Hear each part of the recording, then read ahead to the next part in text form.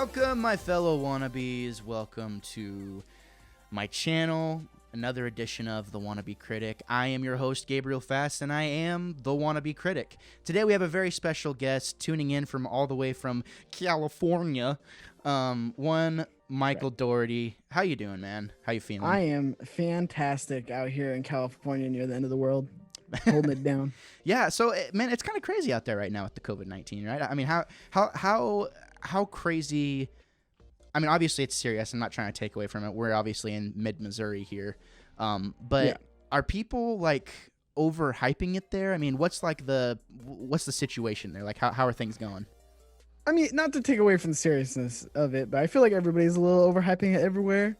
But it's not like crazy, you know. There's not bodies on the streets. There's not like the people robbing grocery stores. It's not at that level yet. So that's Right. the good thing.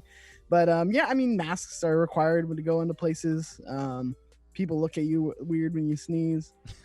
So I mean, it's not crazy. It's definitely not as crazy as I'm sure a lot of people think it is, like especially in the more Midwest states. But yeah, no, I mean it's fine. I mean, hours are just reduced everywhere, and then again, masks are required everywhere, and everything's closed down. That's like recreational. But other than that, it's fine. Are parks open or anything like that there? Because I know here in Missouri we have like you can still go to the park, you can still go like on some trails and stuff like that. Is there anything like that there? No, parks are closed at the moment. I know they're lifting a lot of stuff. I think the governor just announced today that they're kind of easing up on a lot of the restrictions. It's not like Michigan. Michigan, I heard, is insane. Yeah. Like Man. to the point to where it's like you can't go buy clothes, or like you can't go into the clothes department or the electronics department. Like it's all like tapered off. People have lost their freaking minds. It's like people here, right? Like we said, we don't want to take away from the seriousness. You know what I mean? Like it is a thing. It has killed people. There are people that still have it. It's dangerous. Whatever. That's true. People are like treating you like a horrible person if you're coughing. Like, I'll go to Walmart with a mask on, and like I have seasonal allergies. You know what I mean? So it's like I'll be coughing, got a scratchy throat. Kind of clearing my throat, and people just like hating on you, like giving you dirty looks because you're doing this thing. It's like, dude. I don't have COVID, obviously. Like, what do you? I don't know. I just kind of like you said. I think people are kind of in some areas kind of taking it a little too far. But we're not here to talk about all about COVID. But if you wanted to say something, cast. yeah, exactly. It's not the COVID cast. I like that. That's good. We're here to talk about some video games, some movies. It's Star Wars Day. May the 4th be with you. Which by the time this posts, May the 4th be with you. Yeah. May the 4th be with you. By the time this posts, though, it will have been over with Star Wars Day, technically. But I mean, let's be real. Whenever Star Wars Day happens, it's more like, instead of May the 4th be with you, it's more like May the week of the 4th be with you, because there's going to be Star Wars stuff like talked about. I mean, obviously Clone Wars just ended. I'm not caught up yet. I don't know if you watch it. Actually, I haven't been able to get into it for the past few years, but really, yeah, Clone Wars at all? Man, here's the thing. And I have a special announcement later, so you're gracing us with your presence here. I'm a huge Star Wars guy. I really am. But there's just been something about the Clone Wars season 1, man. Like, I have never been able to get past it. So finally, after Rise of Skywalker came out, we did a bunch of Star Wars content on this podcast. And I got a little Star Wars out for a while, but it's like my favorite story of all time. So I'm ready to be back. I've been playing some Switch games, trying to finish some stuff up. Really, hold on. What was your favorite story? The Rise of Skywalker, or just Star Wars in general? Star Wars in general. I'm a huge Star Wars guy. But I actually have something else that you might be surprised by. Not caught up on Clone Wars. I'd watched bits and pieces of it in the past, and like I know actually a lot of the story bits. Like, you've watched it all, right? Yeah. So like the bits with Darth Maul and his brother and stuff like that, I know a lot about that stuff that was happening. But it just always it just never really clicked with me. But I think I figured out what the problem was. And it was that I never watched the movie first. No, that's not the issue. That's not the issue? That is not. The movie is the worst. Well, I think I was just kind of lost. Like, who's this girl? Like what's going on? I've never heard about it. Exactly. Like, what's going on? Watch the movie. Definitely gives you a little bit more context, but like. Yeah, well, that's the thing is I remember watching that movie in theaters. Ooh. rough. Oof. Okay. I haven't watched it since. Well, I feel like, I watched it last night, and whenever I say watch, I'm like working on stuff. I was playing my Switch. I still have not finished Pokemon. Talk about something that didn't click with me. Been trying to finish up some Switch games, and, I watched that movie last night. I was pleasantly surprised with what I saw, actually. I didn't hate it. Don't feel I need to watch it again. Don't think it has a lot of rewatchability. No. But it was nice. I'd made it, once Disney Plus launched, I'd made it, 9-10 episodes into the first season. And I was like, okay, this is fine. And everyone's like, dude, just get past the first season and the second season. Like, midway through the second season, it starts to pick up, blah, blah, blah, blah. And I'm like, all right. And obviously, people will say that you can watch Rebels, and you don't have to watch Clone Wars, but it's better if you watch Clone Wars than watch Rebels. So that's been the goal through this entire time. And on our segment, The Wannabe Critics, we're actually going through the Fast and the Furious movies right now, reviewing them, because that's kind of what we do here, is review stuff for a majority of it. So we've actually decided that we're going to do a season-by-season review of Clone Wars. So I wanted to get an early start, since I'm the host. I need to brush up on my crap. But I love Star Wars. What did you, without giving too much away, what did you think of the ending? Of the Clone Wars? Yeah. Haven't got there. So I'm actually I have it pulled up right here. I was watching it right before we started. Episode 6 into the new season. Okay. But what's crazy to me is I feel like the first season wasn't that bad. It definitely wasn't the best. But I feel like it was actually pretty good. But Rebels is one that I couldn't get into.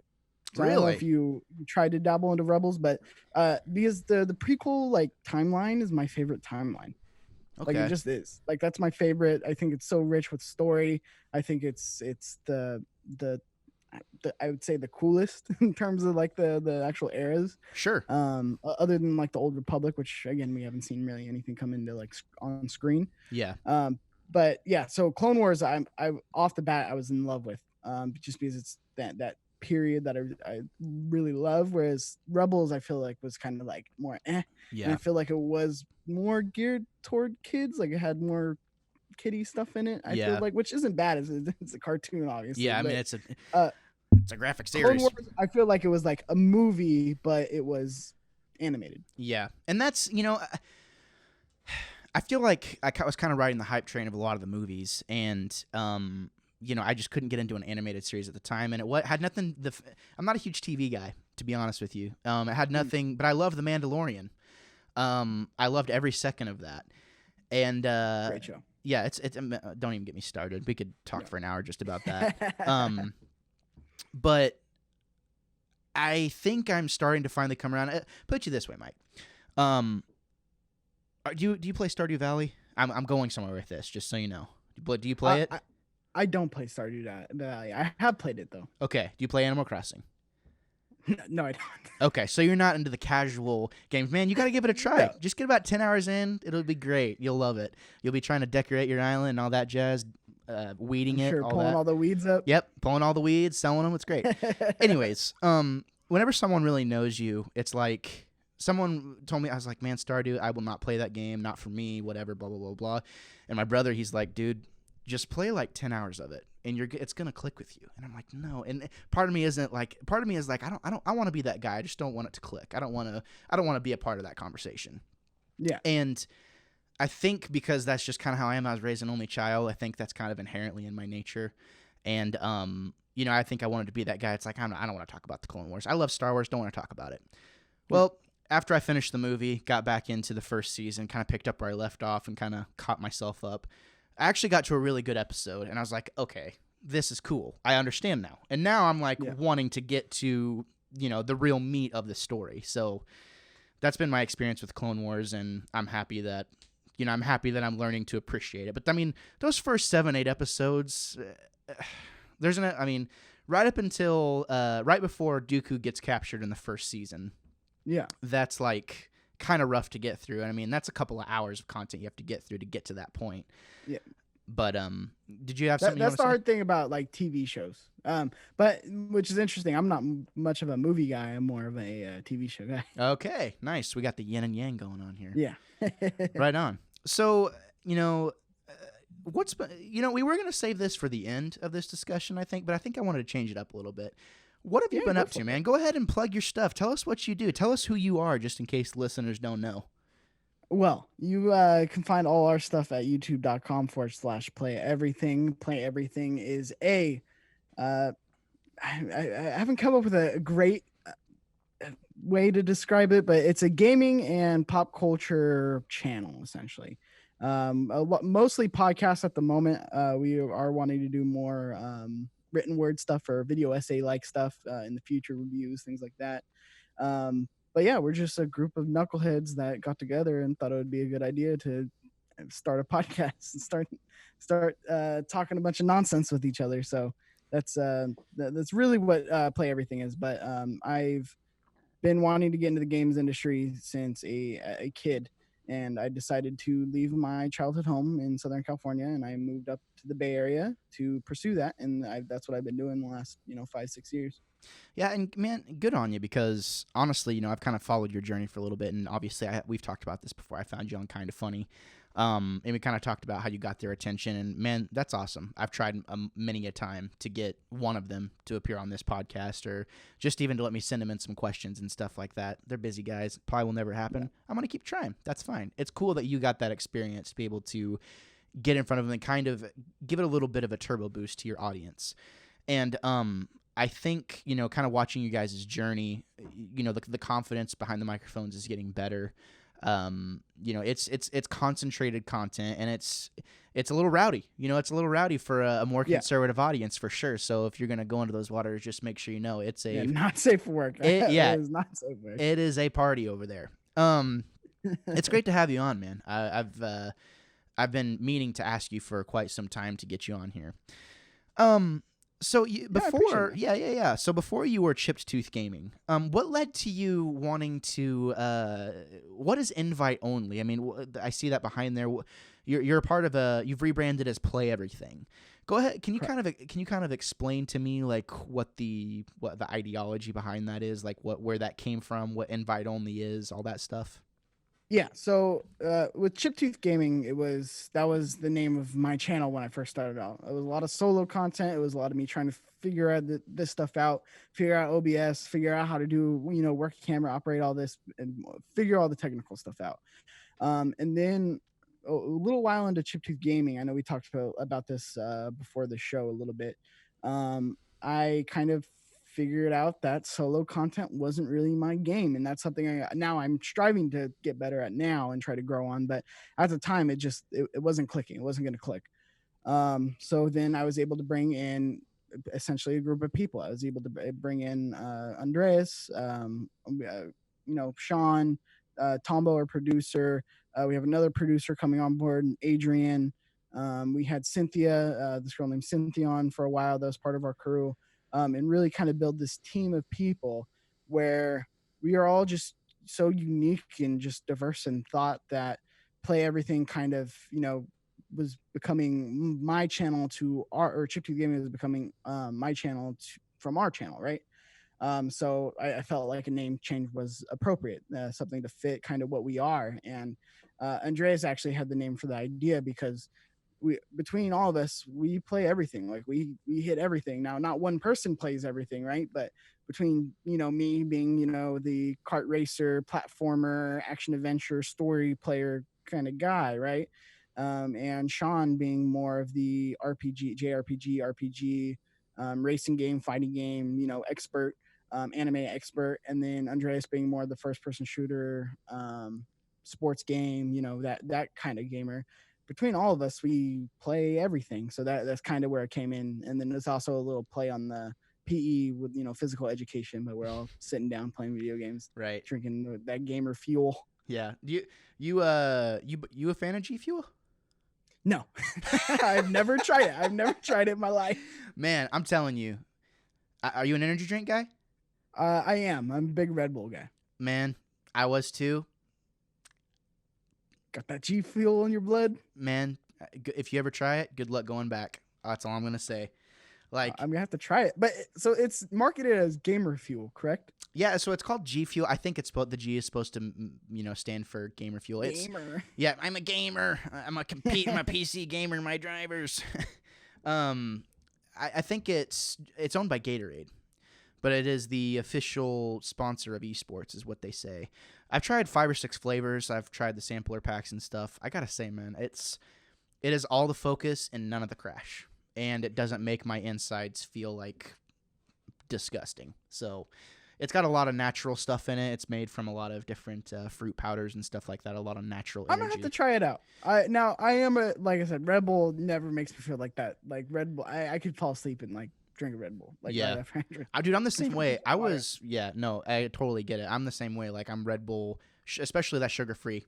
It's it's a game changer. Yeah, the sugar free is the only one. When I talk about Red Bull, I'm talking about sugar free. Same here, bro. I'm the exact same way, man. I'm a big old fat guy. I only have so many years on my life. At least cut the sugar out, you know? Yeah, no, I totally hear that. As I smoke a cigarette with my Red Bull. Yeah, man, give it a try. It's pretty good. I can text you about some different flavors to try and whatnot. But back to your content journey. You guys are getting closer with each, because I am subscribed to you guys' content and I do check up on you. YouTube.com/play everything. Oh, there you go. Nice little plug. It's one of those things too where you find yourself in a similar boat of like, I am kind of the opposite of you where I'm kind of a control freak. Kind of goes back to that only child thing. Whereas I have co-hosts, I have people that help me with my content, but they're all very much aware. It's like, like you said, I'm driving the boat. And their stuff, and it gets to that point to where it's like, hey, whenever we start to get a bigger audience, I'd like the wannabe critic to be this thing of, like the Daily Bugle or something like that, where it's like it's more of an idea rather than a person. It's like, this is the Gamer's Insider, type thing. Like, it's more of it's a group effort rather than just one guy. The wannabe critic thing is just an idea, because you and me can talk about microphone.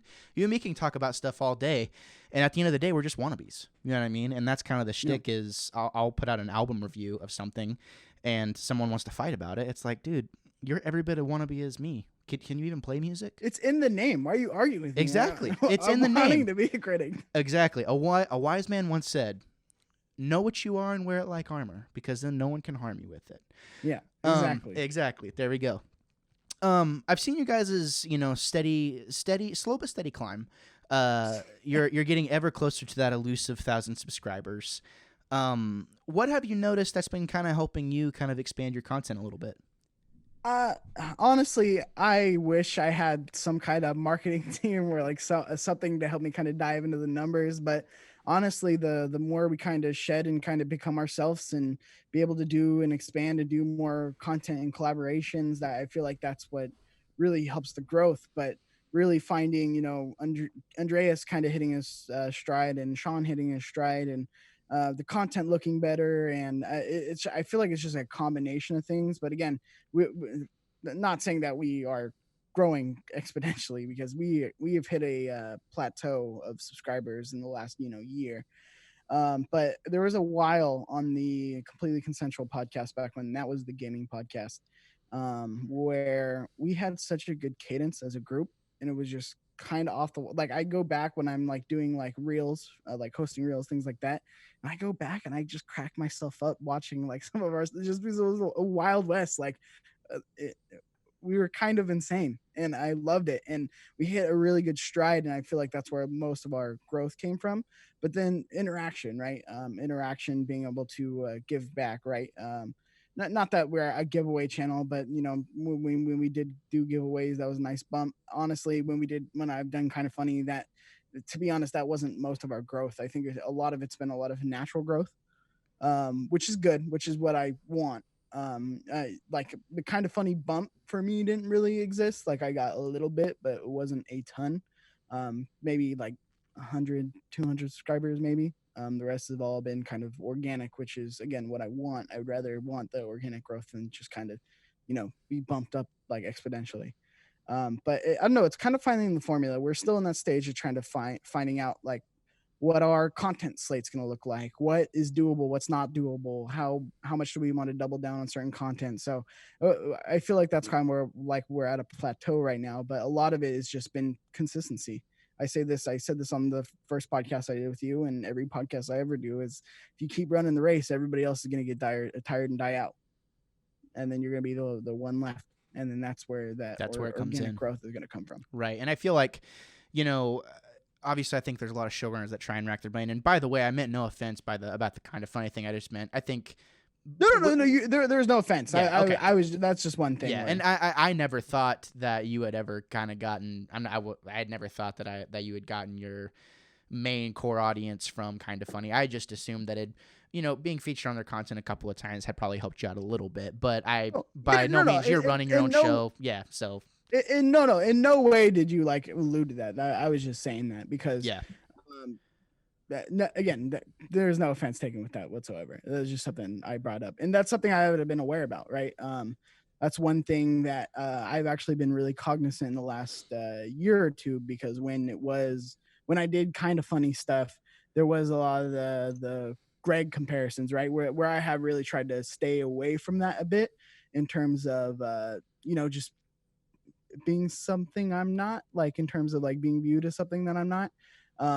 But I mean, that's all struggle with anything that you do, right? You're gonna emulate something, or I don't know. This kind of going off topic, but man, let it go. It is finding your voice, right? Because with Kind of Funny, it was very early on. It was me trying to find my voice, and then you adapt just like everybody. But yeah, again, there was no offense or anything taken with that. I was just bringing that up. Okay, awesome. Yeah, no, I think it's awesome. I still think at the end of the day, if anyone hates on you for being able to get on that show, which is one of the most popular platforms, period, for video games right now, they're just jealous at the end of the day. I mean, that's just the fact of the matter.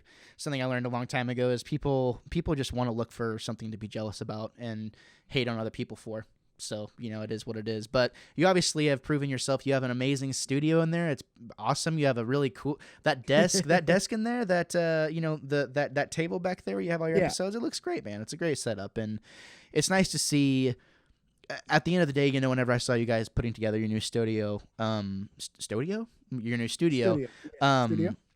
it was one of those things where I was like, wow, this is going to take off. Like, this is going to be awesome. People are going to react to this. And sure enough, over the past few months, I've seen your guys' stuff continually grow. And I'm like, okay, it kind of goes back to this thing of I have way less subscribers than you guys. I have way less of a following. And I actually tweeted at you, the other day about how you were saying, like, it seems like it might not, it kind of feels at times like it's never enough. And it's like, dude, at the end of the day, I'm proud of my studio, quote unquote. It's a very modest home studio. It gets me what I need. At the end of the day, it's like whenever it gets you the content that you want, that you're proud of, I've already won. Like, it's not about if my content is better than yours or vice versa. It's, am I proud of my content? It's like golf. If you're trying to beat someone in golf, you're an idiot. Exactly. If you're a competitive golf player, there's something wrong with you. What is this? The PGA? I don't think so. Yeah. But that is the one thing where it is when we got the space, which hopefully we are going to be renewing our lease for the space for the next couple of years.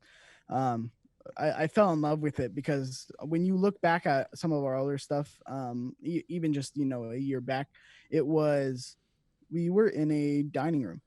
Like, we were in a dining room in a 2-bedroom apartment. And I tried to make it look as studio as possible, which I think I did a really good job. You did the best you could, man. The look of it. That adjacent table, I was like, is this what the kids are doing these days? Because, I mean, but it worked. It had the effect, I think, that you were going for. You made it work the best you possibly could. There was a stove right to the left of us. Yeah. And like I had to cover it with like a curtain, and like just finding these creative ways, this, the movie magic where it's like, okay, how can we make it look as professional as possible? Right. So when we got this place, it's just memories like that I'll forever have, like finding the place and being like, oh, this could be like the studio place, and like kind of imagining it, and then being able to build off that. And then now it's getting to the point where it's almost done. Because the last year it's always been like slowly like building and adding on, and how can I make this work, and how can I make this work with the whole setup and be able to pull things up for the podcast and yada yada yada. So now we're finally getting the place where it's like, once we get this locked in for the next 3 years, I think we're gonna have some really good success with kind of being able to pump out content, things like that. Yeah, it's beautiful, man. It's coming along nicely, and it's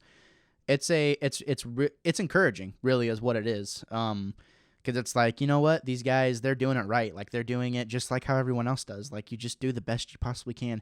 And even if you can see the curtain, even if you can see behind the curtain and see what's going on, the fact that you take the step, you obviously don't have a multi-million-dollar studio or even a studio that's, like movies, whatever. Yeah. I feel like there's only like one IGN, you know what I mean? There's only a handful of IGNs and things like that. And people know that, but the fact that you take time to try and make it look good and try, like, something as simple as just hanging guitars in the background or, kind of putting, it's like, hey, I like that Batman comic. I like that record. I like those amiibos, stuff like that. People get to know your personality and they can see you're trying to be entertaining and it's not boring. It's something, it's kind of spicy, you know what I mean? And that's awesome. I love seeing that. It's important. It shows the personality and like what the guitars that you put in the background, the things that you put in the background. It shows people you give a crap about the content, that you care on what you're putting out. I think that's so important because you have these, YouTubers in their blank background, and they're just talking about, the Kardashians and this and that, and they have 1 million subscribers, and it's like, I'd rather be smaller and like care about like what it looks like and what the content is. Same here, man. I feel like I'm kind of going riding your wavelength here a little bit, and I didn't mean to cut you off. We're using Zoom. We're using Zoom, by the way, ladies and gentlemen. So it kind of some of the stuff kind of gets lost in translation and that natural feel. But I kind of get what you're saying. I'd rather have 10 faithful people that are ride or die that listen to every single episode, which we do. We have at least 10 people that listen to every single piece of content we put out. And to me, if I have those 10 people at all times, it's like I will do the best I can to deliver them that content every single time. And that's what I want. Having 100 people follow you is cool, but how many of them actually care and how many of them are actually hating on you?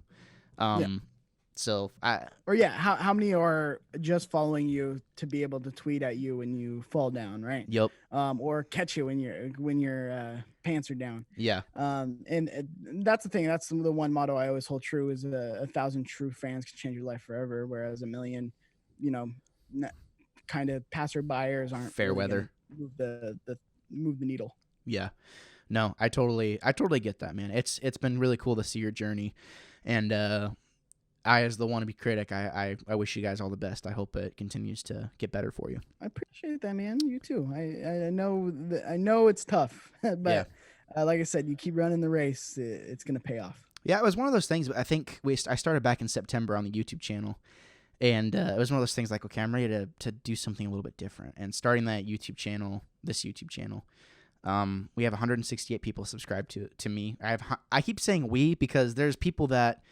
I say we because it isn't just me that made this happen. There's at least 168 other people that helped make me get to this point, to where I feel confident enough to be on camera doing stuff like this and whatnot, and however many people more that helped me get to this point. So whenever I say we, I'm talking like everyone that was a part of this process and that still is currently a part of this process. Did you say September? Yeah, so this past September is whenever I started. That's great, man. You're going right now. Like, that's awesome. 160. You said 168? Yeah, 168 subscribers. That's awesome, man. You are well on your way for being not even a year in, right? Yeah, I appreciate that, man. My goal was, I started in September, and I was like, all right, guys, for those of you who are watching, by like my 5th or 6th video, which I gotta say, I'm pretty proud of myself because I have not missed 1 week of uploading content, and there's been multiple weeks where I've uploaded a couple of times, which was a really cool feeling. And I was like, okay, by next September, I want to have 100 subscribers, and I hit that by January. And which a big part of that was, I think, because I had a friend that gave me a shout out. She does YouTube for a living. Her name's Jamie French. Shout out Jamie. Yeah, she's pretty cool. She gave me a shout out and she was like, hey, I was kind of blown away. She was like, this guy's editing's good. His audio sounds good. He's funny, which I was like, whatever. His thumbnails are good. She's like, I believe in this guy, like, strongly. So that was a really cool endorsement. Got me like, 20 or 30 subscribers to get me to that 100.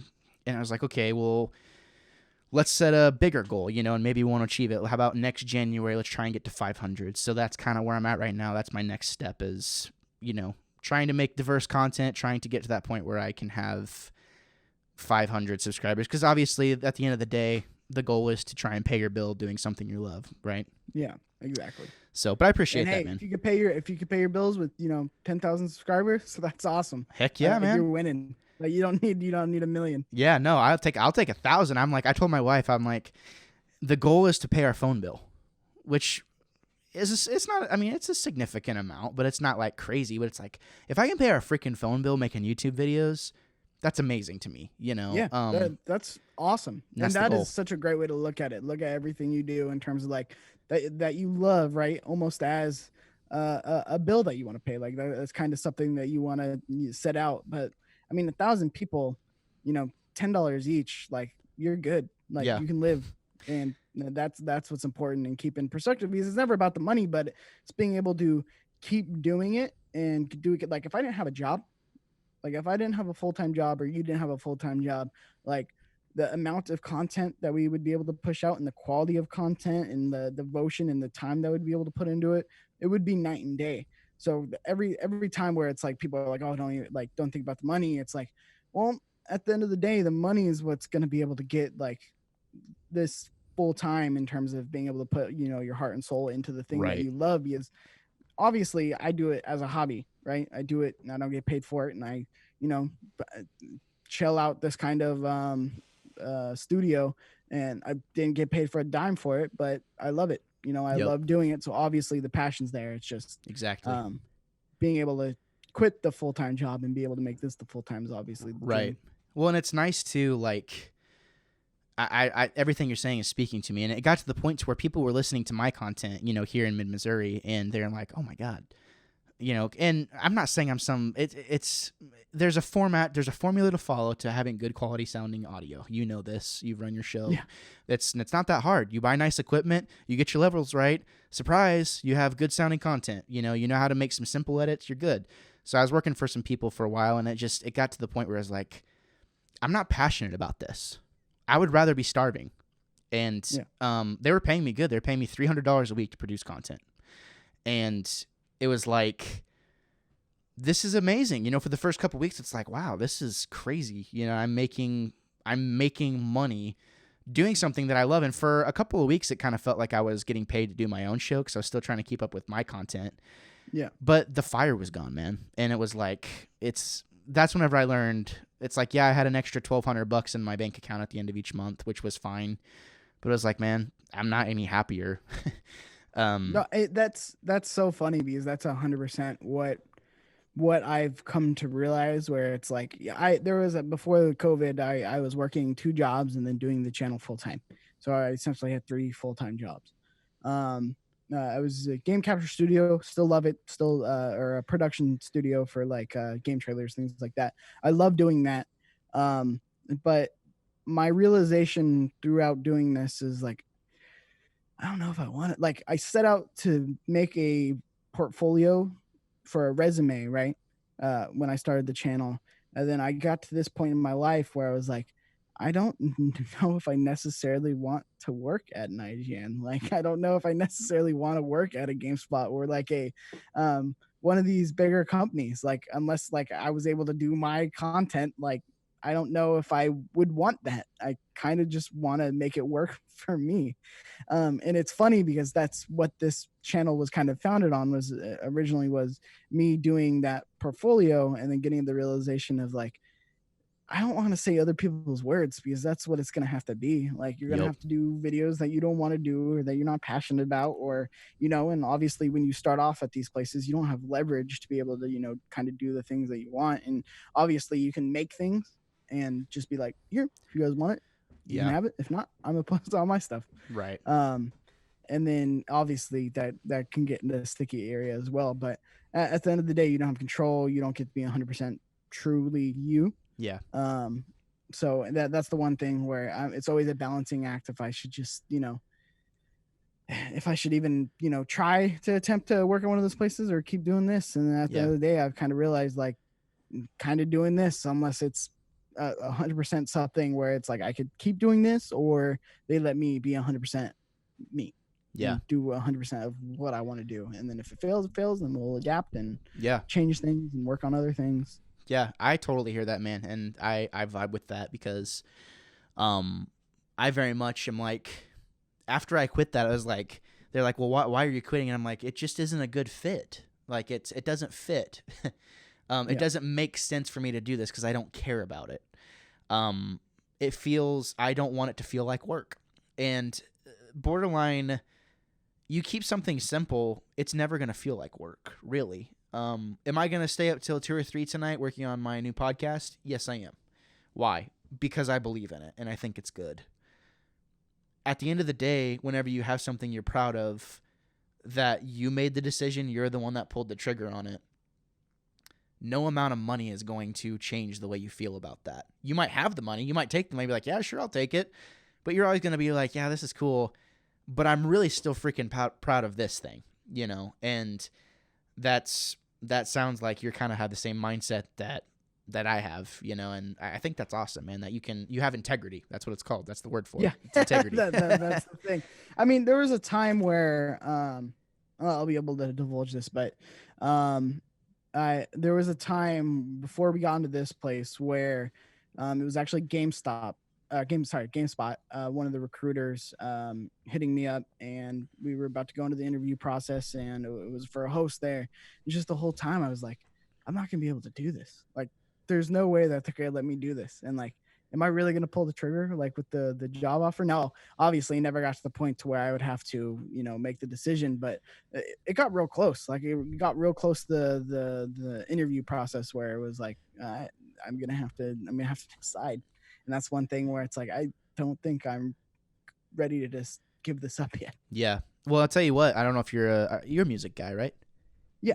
I mean, a little bit. I bit. don't know why I just said yeah, but yeah, a little bit. Depends. Well, to kind of wrap up this subject, I'm gonna tell you a story. You like the Foo Fighters? You a Foo Fighters guy at all? Love the Foo Fighters. So Dave Grohl, I do too. I'm in love with Dave Grohl. I am. He's a beautiful man. He's a phenomenal. I can't tell you how much time I'm a drummer. I play other instruments, but my main thing is drums. And I can't tell you how many times as a teenager I was studying that guy, and I know just about as much about Dave Grohl as you can find on the internet. Honestly, I was kind of obsessed with him for a while, but I kind of studied him for a long time, his style of playing, and tried to kind of emulate it. And eventually, I found ways to sprinkle that into my own style of playing the drums. Yeah. But he tells this story about how after Kurt Cobain killed himself, he is recording the first Foo Fighters record because he did it all himself. And about 2 weeks into recording it, Tom Petty and the Heartbreak, Tom Petty calls him up and he wants him to come play drums for him on Saturday Night Live. And he's like, oh my God, Tom Petty's like this huge hero of mine, whatever. Yeah. So he goes, he plays SNL, and he freaking kills it, like does awesome. And he tells a story, is like at that point in time, Tom Petty was like, dude, be my drummer. And he says he remembers like having the phone up here, and he's like, I just remember telling Tom Petty I wasn't going to play drums for him, and I just remember hanging up the phone and being like, see what happens.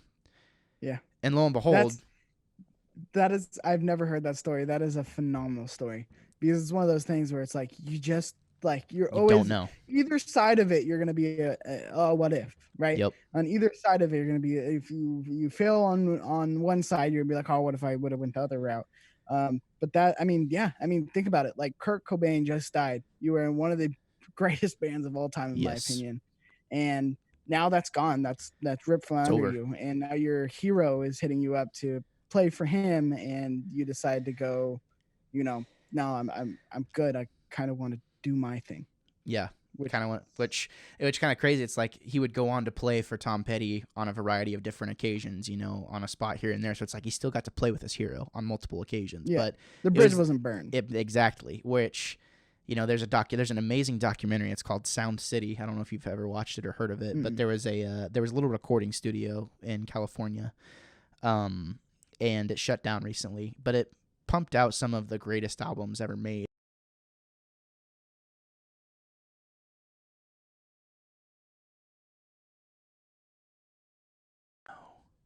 Oh, are you still there? Oh, here I am. Okay, awesome. My Zoom froze. I was like, oh shoot, you had like all the Fleetwood Mac stuff there. You had a lot of like some of the greatest albums ever made there. It's an amazing documentary. I highly recommend it if you're a music guy I'll at check it all. out. Yeah, I would. I think it's free on YouTube with ads. Ooh. But long story short, kids, you never know what's going to happen. And Michael Double D Doherty. Is that how you pronounce your last name? Doherty? Doherty. Yeah, you just never know. We are products of that. We don't know what's going to happen, but we're doing something because we believe in it and we love it. And we are happy to see you on your journey, Mike.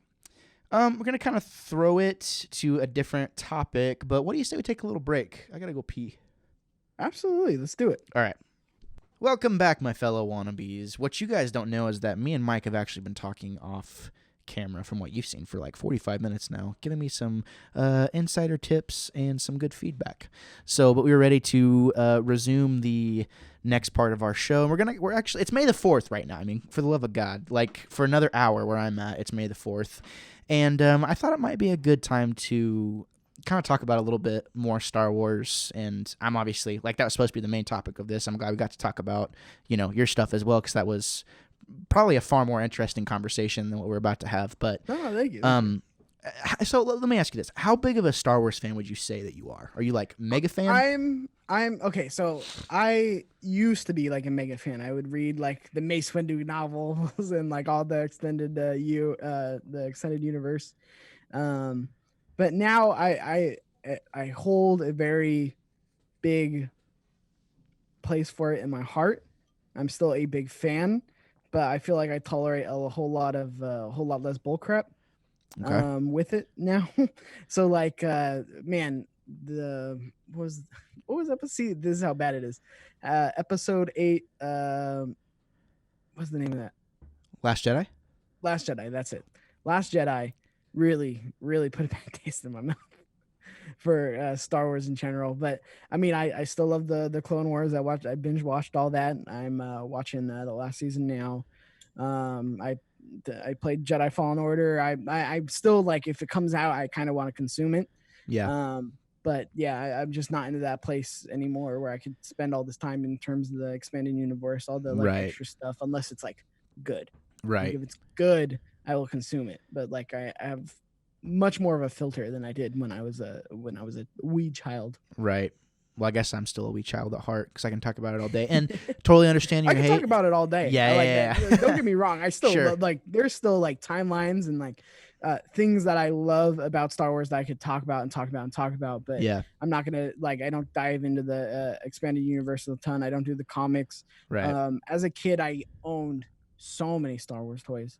I would build like these awesome cardboard box space stations to be able to like house like all of them. Like, right. And I was telling you, I think off podcast, was that off podcast in the beginning, about like the weirdly enough prequels is like my favorite era. Yeah, we call that, like, you're talking to a guy that basically we started our podcast talking about Star Wars first, and that theme is kind of continuing, but like we talk about it being like your Star Wars. That's like your Star Wars is the prequel trilogy type thing. Well, not even the prequel trilogy, the prequel timeline. Prequel timeline. That era, yeah. Gotcha. I definitely think the prequels are a lot better than people give them credit for. Yeah. I also think they have some really rough spots in them.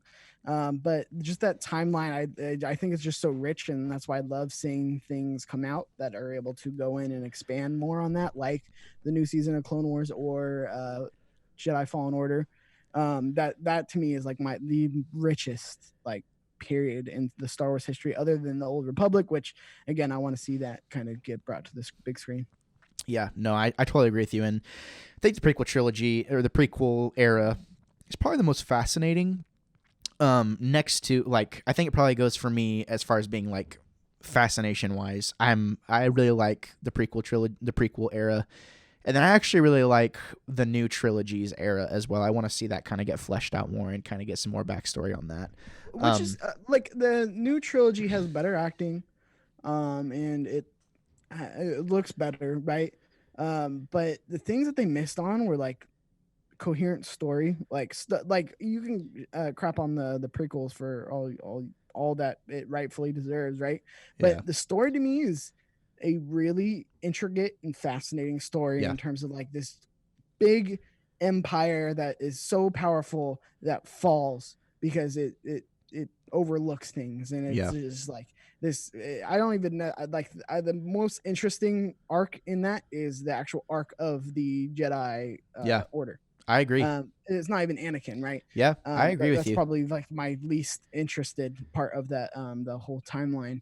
But like what the world was before the Empire, and like Yeah. because they have two completely The different vibes, whole like war, but with the whole, prequels. like, basically the Game of Thrones within the Senate around that Yeah. time. And like even things where it is like, oh, like the worlds outside of Coruscant, right, that Yeah. hate the Jedi because they're not doing anything for them, like Yeah. they've forgotten about them, and yada yada yada. And it's like, to me, that's like, I just love that, like that Coruscant world, and that just that universe at that time. Yeah. And then that's my favorite part, and like how they were tricked into basically letting the giant horse into their gates. Yeah. That, to me, that's like fascinating. And Yeah. then I like the original trilogy as well, and then the new ones, I'm like, it just lacks a direction, whereas like Yeah. at least the prequels had a solid Roadmap. direction on where it's going. Yeah, they had a and solid what roadmap. it's trying to accomplish, where it's like that one was just, those are just all over the place, where it's like I enjoyed the latest one, episode 9, but it was just all over the place and kind of unoriginal, whereas even though the prequels were bad in a lot of parts of Yeah. it was original. Like it was Yeah, super original. it is, and and it felt completely different than the original trilogy, which I Yeah. think it just makes it really stand out. Whereas the new trilogy is like harkening so back. the same. Where Yeah. it's like I would love that to feel completely different, just like the prequels did. Right. Yeah, and I think we talk about this on the podcast all the time. Like, there are things that I love about the new trilogy. Like, I love The Last Jedi, but I also love The Rise of Skywalker, which apparently I'm in a minority of people that love both. I think they both have their place. I like what they did with Luke Skywalker's character. Come at me.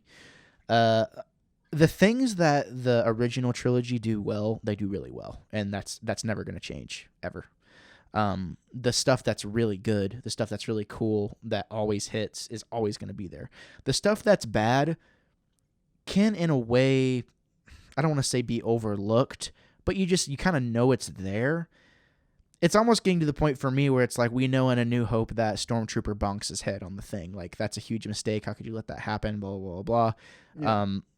That's kind of where I'm getting at with the prequels in a lot of ways. Well, and it gets that classic treatment, but also everything that's so good is so good that Yes. the bad is kind of outweighed. Whereas on the prequels, I could see for a lot of people, the bad is so bad that it really outweighs the Yeah. good in it. Exactly. Whereas I'm kind of like where you're at in terms of thinking it the opposite way. Right. Can make allowances the new for it. trilogy, though, it's like episode 8 was exactly the bad that was in the prequels, with none of the good that was in the prequels. Like, it had the corny CGI, it had the corny pointless scenes, it had a lot of points really bad corny acting, and then it didn't have the redemption of, oh, this is really cool scenery, this is really cool like world that they're building, this is really cool era that they're building. That's kind of how I kind of view it, because it was like just so like unoriginal, and just I have a really hard time with the last two on the trilogy. Now 9 was entertaining. Yeah. I don't want to turn this into like a Last Jedi episode or a Rise of Skywalker episode. I feel like I've talked these movies to death, but Yeah. I feel like everybody has. The things that worked for me, it's like I loved seeing Luke Skywalker back on screen in The Last Jedi. I love the stuff with Rey and Kylo Ren. There's a lot of flaws in that movie. I think there's a lot of really good-looking things in the movie, actually, like Crate. That's a pretty cool planet. But there's a lot of bad in there, too, like Canto Bight. We can talk about that for God knows how long. Rise of Skywalker, I feel there was just something missing. I enjoyed my time with it. There was just something that felt off about it, and I think a huge part of that was just being the Emperor didn't feel right. But again, I don't want to talk about those movies. I actually want to talk about Star Wars as a whole, and the New Republic is starting to shell out its content. It's about to start distributing things and things like that. I'm excited to get into that. Are you going to be on board with any of the comics, the books, anything that the New Republic has to offer?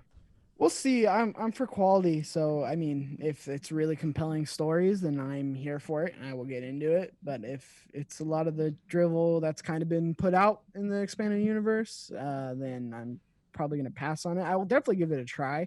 Um, but yeah, I mean, uh, it's one of those things where it's like I just kind of it has to grab me Yeah, at I this point. I'm I too hear that. busy. I have too many things to do. It Exactly. needs to grab me. Exactly. And that kind of leads me to my next thing with Star Wars is so Jedi Fallen Order, it's one of the biggest games that came out. Well, that's last year, right? Came out last year? Wasn't it this year? No, it was last It year. was Yeah, last sorry, year. not Yeah, this yeah. year.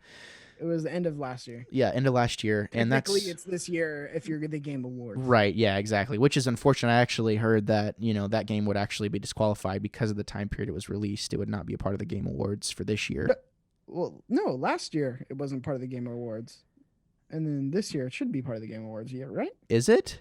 I thought that's how it was because last year it was before the Game Awards, but it was after the cutoff. Okay. So I think it would be in consideration, just like Smash Brothers was this year. Yeah, that's true. That's true. You're right. You're right. So I think it would be. I think it has a chance of winning. No, because it has a very stacked plate against it this year, Yeah, no kidding. which is unfortunate because it would have won last year. Last year was garbage. Yeah, what even came out last year, man? Exactly. I don't Like, remember. I don't Days remember. Gone. Like great. Like that's what I mean. It Days was Gone. a fine game. No, Definitely it didn't wasn't, Mike. No, it wasn't. It was It was a not. fine game. It for it was a 60 fine for $60. This is the thing. This is the I thing. mean, I told all my friends. I spent 80 hours in that game. I told all my friends. I was like, I'm giving it there was cool stuff that happened, you and spent I would. way more time in it than I did. Yeah, I. to I be mean, honest. So I guess you would be the. well, the thing the is, person to tell me. I was fully on board for it, and I spent a lot of time in the game. I was really enjoying myself in some areas. I'm like, wow, it is just not fun to drive this motorcycle at all. And why do you keep having me come back to Mother Base only to tell me to go exactly where I just was? That takes 10 minutes. They tried to like artificially add time, and it's like you're not Red Dead Redemption 2. Quit trying to be Red Dead Redemption 2. Like you're not. And it just totally feels like they totally wanted to be. They wanted to be Sons of Anarchy meets Red Dead Redemption 2. But don't even get me started on that game. Not worth $60, $30 maybe. Well, is it better than the Order? The Order 1886? Yeah. Yeah. Yeah. Okay. Yeah. Good one. Well said. Well said. I have. Yeah, but I'm trying to think of what. Sorry, I was trying to think of what came out last year. I don't even. I can't. I mean, Red Dead, right? Red Dead. No, 2018, bro. Oh my god, it's all blended 2018. together. Yeah, dude, it You're really right, that is. was in the whole studio. Yeah. 2018 because we had Assassin's Creed Odyssey, Spider-Man, and Red Dead all came out in the same year. Yeah, you Google that while I'm doing this. While I'm going. What I'm doing. Thank you. Sekiro. Sekiro. There we go. That won Game of the Year though, did it not? Yes, it did. Okay, haven't played that game either. It came down to one of those things. It was like, am I going to get Sekiro or am I going to get Jedi Fallen Order? I've played Dark Souls. I've played Bloodborne. I know what that style of combat is like. I know. I got the list. Okay, let's hear it. Death Stranding, Control, Sekiro, Resident Evil 2, Super Smash Brothers, Outer Worlds, which Super Smash Brothers is technically 2018. Yeah, that's true. Apex. Uh-huh. Call of Duty Modern Warfare. Okay, that one's a note. Gears 5, Metro Exodus, Devil May Cry 5, Borderlands 3. Oh yeah, Borderlands. I didn't even think about that last year. That just goes to show how unmemorable it was. That's actually a pretty stacked little thing there, though. Like little list. Is it though? Like all because it's a game that used to be good and has a 3 on the end of it doesn't mean it's. Yeah, I was more referring to just like the list in general, like just the fact that we had Borderlands 3. I don't know if you played Death Stranding. I love my time I spent in that game. I haven't jumped into it yet. That's one where it's like, okay, yeah, Death Stranding's good, but like, yeah, you stack that up against this year. Yeah, not even you're close. Gonna have a very hard time. Yeah, not even close. Point made. Jedi Fallen Order came out last year, and there was a lot of things that came out. Look, I know once I dive into this game, I'm going to love it. I played the first 30 minutes, and I'm like, yeah, I liked this game better the first time whenever it was called Uncharted 2. Whenever you're climbing on the train and stuff, I'm like, they ripped this directly out. It's the same sequence. Like, it's almost identical to whenever he's crawling on the train and stuff like that. Yeah, but I feel like a lot of video games have that trope, though. Yeah, that's true, and that's fine. I'm not saying that's a bad thing. It's an amazing thing, whatever. And it was one of those things, I can't remember what exactly I was playing. I was like, oh, this is great. Me and my buddy game share, so I downloaded Jedi Fallen Order, and it seems like whenever I buy games, there's more weight to them for some reason, which is stupid.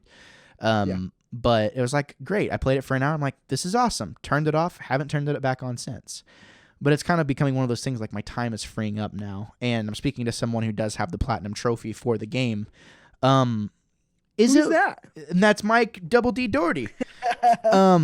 Is that a hard platinum to go for? Because I've been trying to platinum my games more recently. How difficult is it?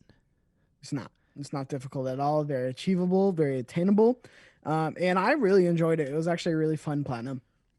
I felt that game, talk about a game that grabbed me, and like I forget about it sometimes, like which is weird, but like it had such a satisfying story where, again, we're going back to like my favorite kind of time period where,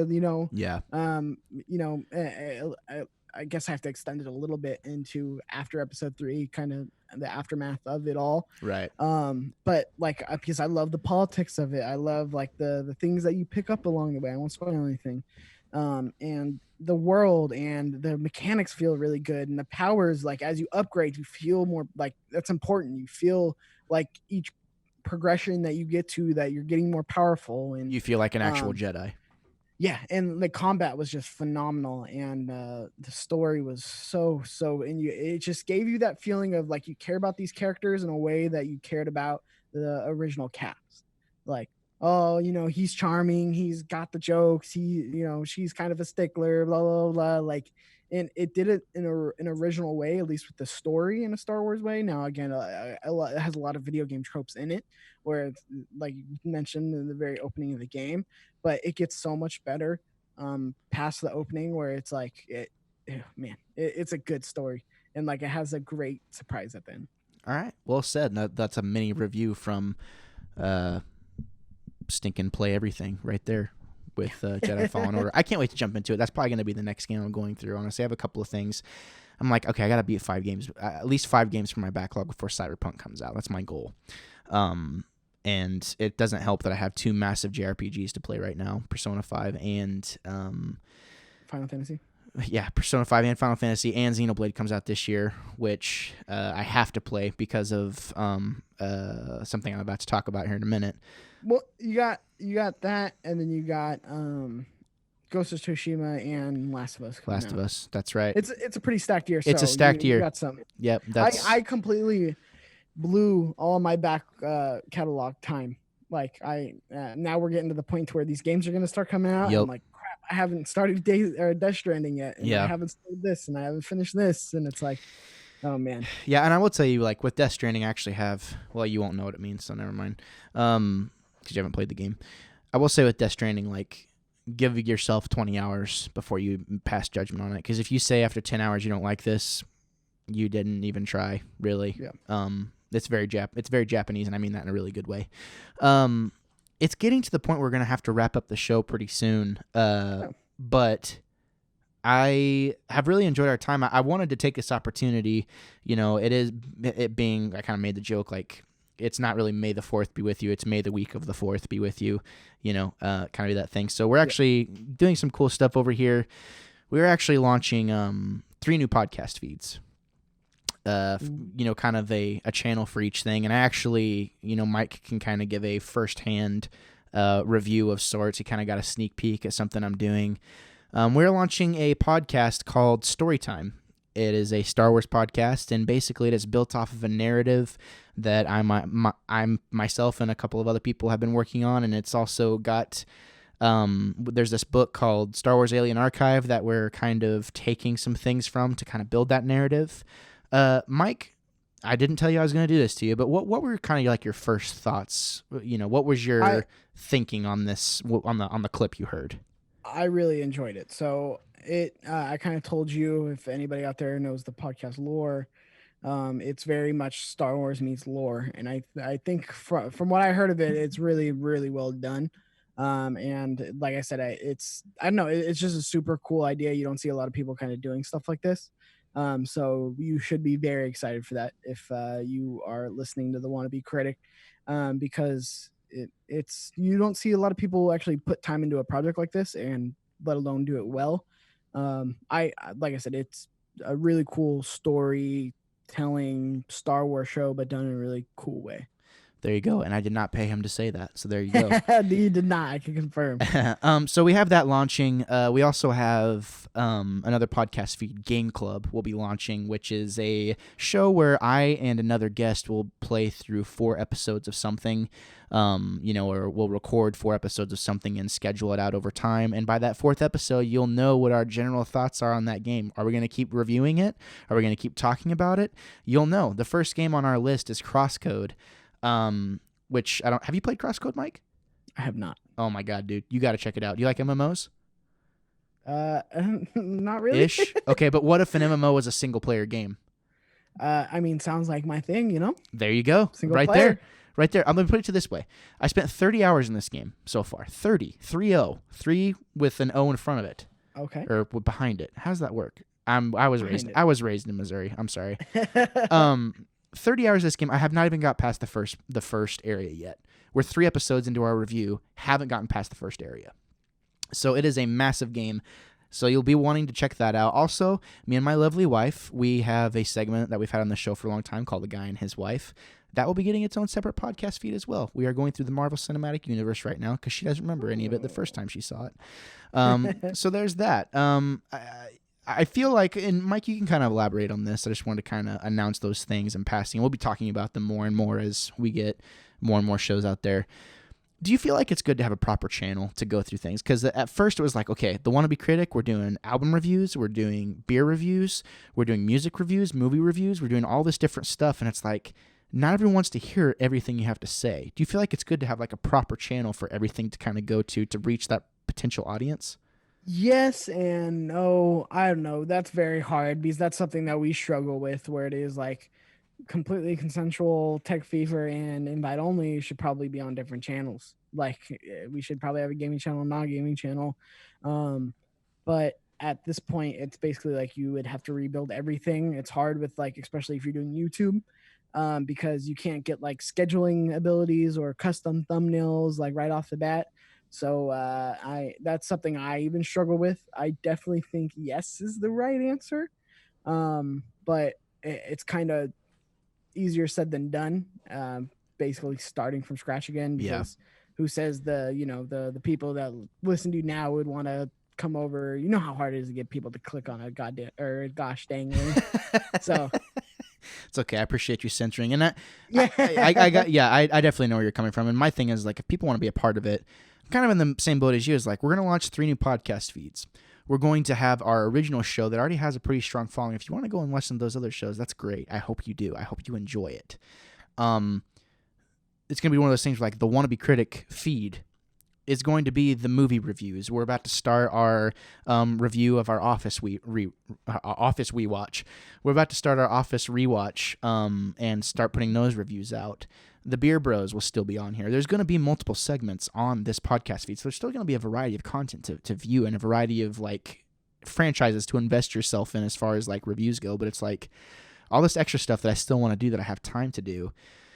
Why not compartmentalize it and try and draw a new audience in? You know, they see a guy and his wife with like a rose thumbnail around it, like this pretty like girly looking thing. My wife's like, "Are you sure you want to put that on your podcast thumbnail? Like it's pretty girly looking." I'm like, yeah, because I want girls to listen to us. Like, you just never know what is going to happen. At the end of the day, it's like, it's no different than trying to upload to that single feed, except now I just have a different account I have to click on to log in. That's the only difference, literally. Yeah. So I don't know. I'm pretty excited about that, and I kind of wanted to do a special episode to kind of announce those things. And just so happens that Play Everything, who is a content source that I look to for inspiration at times, and I'm like, I want that reach. Like I kind of like I tweeted at you the other day. I mentioned this already on this show. Is I would love to have the reach that you guys have one day.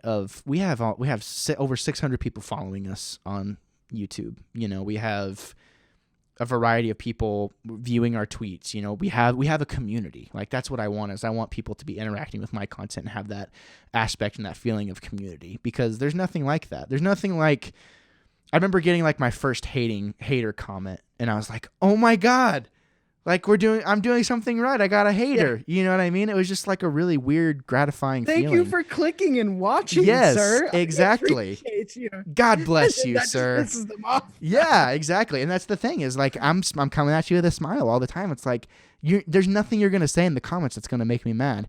And if you make me mad, I'm just gonna make it to where I can't see your comments anymore if that's possible. I just will ignore you. Like that's just pretty simple. But always trying to be innovative, always trying to do different things here. So be on the lookout for those podcast feeds. They're launching in the middle of June 15th. All 3 of them launch the same day. So definitely check that out. We appreciate that. Do it. It's worth it. So, Mike, on a scale of 1 to 10, should I start Jedi Fallen Order tonight? You should. I should. I do. I think and it's short too. Like really? Not like super short, but it's. We're talking like 12 hours? Yeah. I'd probably say a little, maybe like a 10-hour game. Really? Yeah. So, and it's like a really enjoyable ride. Now, obviously, if you platinum it, you're going to be putting in like a couple more hours. Yeah. But it is a really enjoyable ride, and it's not too big of a commitment. And I think that it's really rewarding on what you play. So. Do you got to go through it like on very hard or anything like that to get to platinum? I'm trying to think. I don't believe you do. Okay, right on. Which you're talking to a guy. I definitely dropped the combat down because it was definitely difficult at first. So I don't think there's difficulty platinum, which I appreciate. Yeah, I love when that happens. I hate whenever people lock a platinum trophy because I love getting the trophies. I really do. And I remember, and this goes back to, just me kind of branching out, listening to podcasts. Someone that we both listen to, Greg Miller, is talking about how he'll play a game just to get trophies. And I'm like, that's the stupidest thing I've ever heard. But then I think about it, I'm like, I don't play games just to get trophies, but getting that extra little boost of like, this is what the developer recommended I do. And like, I did everything in the game that they recommend I do. That's a really gratifying feeling. I just jumping up and down 1,000 times on that tree stump is definitely developer recommended. Right. Yeah, exactly. That's what they, that's get that bronze. To get that, yeah, exactly. To get that bronze. It's like, it's like an LOL, you know what I mean? But I actually go ahead. Sorry. The way I do platinums is like, if I really dig a game, I'm going to attempt to platinum it as long as it's not like the ridiculous difficulty trophy or ridiculous online trophies. Yeah. Or co-op. Co-op.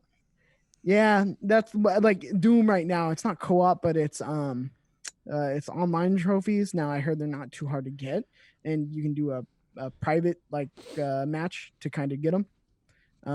So I don't know if I broke up there. No, I got you. You're good. Okay. But yeah, that's one where it's like that's in the gray area, but like these ridiculous, like Last of Us 2 or Last of Us 1 had the most ridiculous trophy list where I'm like, I want to appreciate this game, sir. Let me platinum it. Let me platinum it. Let me wear it as a badge. It's what it is. It's a badge of honor. But I guess it means a lot though. Yeah. If somebody gets that platinum, then yeah, exactly. It probably means even more. And I hadn't platinumed a game in a while, and I actually just went back through the Far Cry 3 remaster because I actually never finished that game. And good God, like that's a life-changing experience. You ever played Far Cry 3? No, I have not. Oh my God.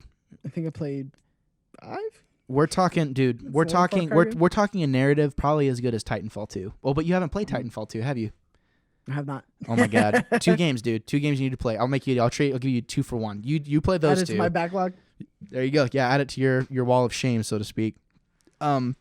I'm going to play Jedi Fallen Order. I'm going to attempt to platinum it because it's a Star Wars game. I'm a Star Wars super fan.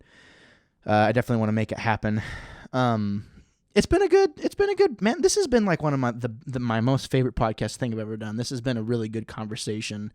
Because awesome, man. I appreciate it. Me too. Yeah. It's one of those things like I don't get to talk to many people that are like really hungry, like as hungry as I feel like I am.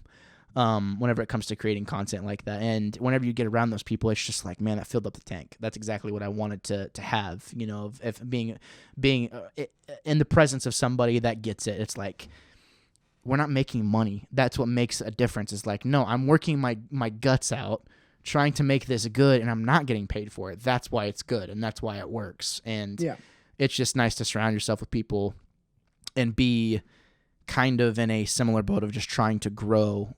And like I said, just have that hungry persona of like, I want to make the best content I possibly can. I want to shell out the content as much as I possibly can while making it good. And oh, sorry. No, go for it, man. No, I am a huge comedy fan, and I akin a lot of things back to comedy. And honestly, this is a lot like it, where it is, I like when you start comedy, you bomb at open mics for the first 3 years, and then you're on the road being like a headliner for another 5 years, and then you finally kind of get noticed, right? But you're still not like at the level that you're going to be, 10 years down the line. And that's kind of the same thing with this, where it's like at the open mics right now, right? And you're around the same kind of people who are hungry like you and who aren't getting paid for this. And it's kind of their passion. It's kind of their love. It's their art. And there's a real rawness and realness to that I feel like you lose as you get bigger. But it definitely is awesome to be around people who are hungry and who are doing this and who want to be doing this, and this is their passion. It's a lot like that. Significantly like that, where it is, in comedy, it takes a long time to get good. And basically, like I said in the beginning of the show, is you got to keep doing it. Otherwise, you're not going to get there, right? There's so many people who are you got to keep starving. Who start off who are hilarious, and then they end up stopping. Yeah. Because they didn't get to the top in time. Yeah, they didn't. They got discouraged or whatever. And yeah, it's one of those things. That's the easy way out. Yeah, it's one of those things of like, you're so hungry to the point that you're not getting anything and you're starving. And you're like, okay, I know I'm going to get the food, or at least a morsel. Like, I'm going to get a morsel of something at some point. Yeah. But you got to stay focused, and you got to, keep your eyes on the prize, so to speak. So yeah, I vibe with everything that you're saying. So we're going to wrap it up, man. I appreciate your time. It's been a really nice ride. Where can they find you one more time if you guys, if the listeners here want to subject themselves to a frat party of sorts? Awesome. They can find what we do. You can follow me at Cheeks_Junior on Twitter. You can follow what we do over at youtube.com/play everything. And if you want to watch one of the podcasts live, every Tuesday at 7 p.m. we go live with our gaming podcast over at mixer.com/play everything.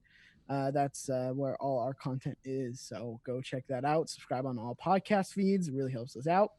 And yeah. Very nice. Very well said. As always, you can find us here. I am Gabriel Fast. I am the Wannabe Critic. You can find me on any social media platform. We got the Twitters, we got the Snapchats, we got the Instagram, we got the TikTok even now. I'm a TikTok creator, Mike. TikToks. Yeah, I'm all about the TikToks. They're not any good, just so you know. But it is the Wannabe Critic. Any TikToks? Yeah. Oh, dude, I've laughed really hard at some, like almost peed my pants laughing at some of them. I'll send you a couple. There's a couple. Are they the dancing one, or are they the mentally ill ones? Because the mentally ill ones are the best. Yes, dude, it is the second coming of Vine in so many ways. Yeah, that's my lane. Yes. The crackheads. Yes, my friend. Yes. Mentally ill people on there. Yes. The breakup people, the people who think it's not a public platform sending messages. Yep. Over it. Yep. You're speaking my language, man.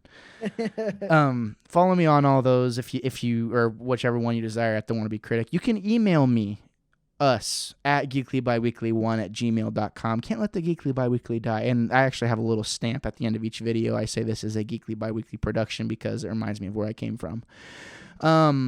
We'd love to hear from you. Write in, tweet at us, tweet at me. I'd love to tweet at you back. Let's get into a fight over The Last Jedi on Twitter, because Twitter is the place for something like that.